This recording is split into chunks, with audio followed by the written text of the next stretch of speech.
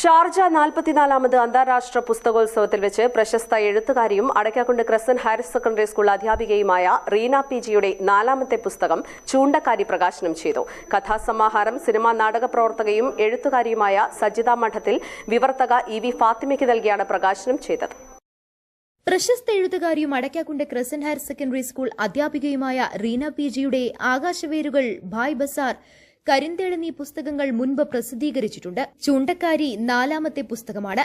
കവയിത്രി കൂടിയായ റീനയ്ക്ക് സംസ്കൃതി, ഒ.വി. വിജയൻ, സത്യൻ ചെറുകഥ, കേരള കലാകേന്ദ്രം കമല സുരയ്യ, KSTU ഗുരുചൈതന്യം, സുരേന്ദ്രൻ സ്മാരക, കാക്കനാടൻ KS എഴുത്തച്ഛൻ സ്മാരകം, സർഗസാഹിത്യ വിദ്യാരംഗം പുരസ്കാരമടക്കം 28 പുരസ്കാരങ്ങൾ നേടിയിട്ടുണ്ട്.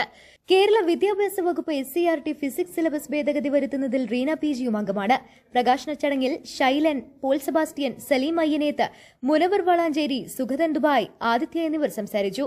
അൻവർ കുനിമേൽ അധ്യക്ഷത വഹിച്ചു. റീന പി.ജി മറുപടിയും പറഞ്ഞു. News bureau, Kalikavu.